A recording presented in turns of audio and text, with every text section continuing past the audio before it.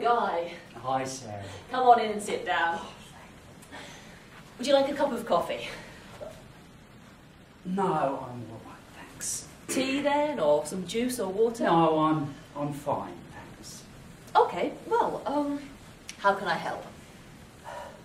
Well, it's rather a gloomy business, unfortunately. I'm sorry to say that banks' precision tools are on the verge of going bust. I've come in to get some advice on how best to wrap up the company, so to speak. I'm really sorry to hear that.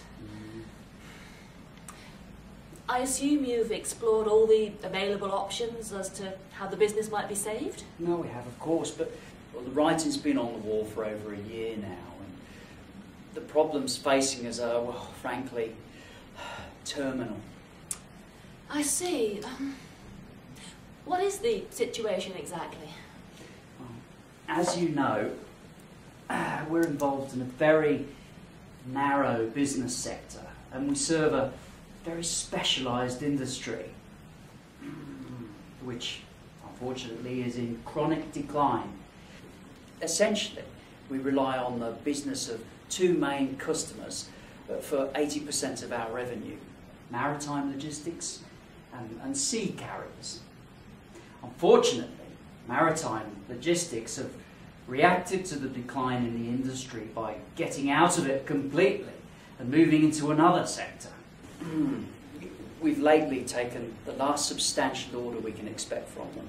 Well, what about sea carriers? I was just coming to that.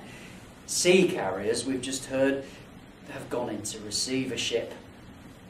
The upshot being that shortly, once we've fulfilled maritime logistics order, essentially we'll have no market for our products.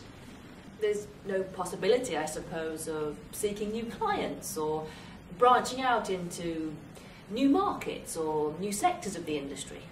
Well, there would be, of course, if circumstances were different, but the majority of directors are over retirement age.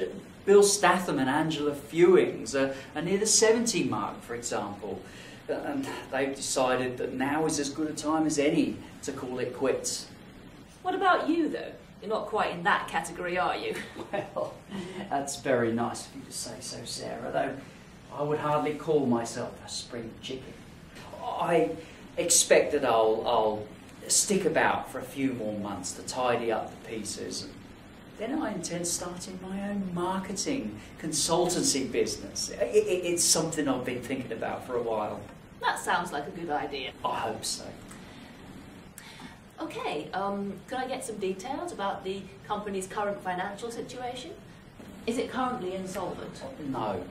We anticipated the situation and scaled down our operation accordingly.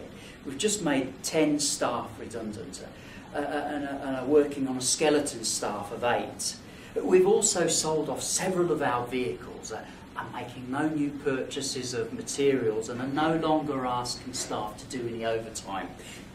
Basically, we're running as tight a ship as possible.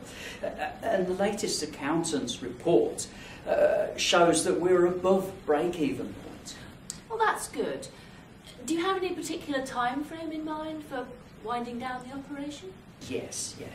We're scheduled to fulfil maritime logistics order 10 weeks from now. After that, we'd like to close down the plant. Okay, well, I think this is a situation in which we can handle matters on the basis of a member's voluntary winding up. Which is what? It's a process by which a company can be liquidated on the instigation of the members of the company itself. As opposed to being forced into liquidation by the creditors, you mean? Exactly. But it can only be done this way if the company is solvent. Basically, it requires the directors to make a declaration of solvency, stating that, in their opinion, the company will be able to pay its debts in full within 12 months of commencement of the winding up. Does this sound feasible? I think we'll be in a position to do that. Good. Well, the procedure then, after that, is to appoint a liquidator who will collect in the assets of the company, pay the creditors, and then distribute whatever's left over to the members of the company. Once that's done, the company can be finally dissolved.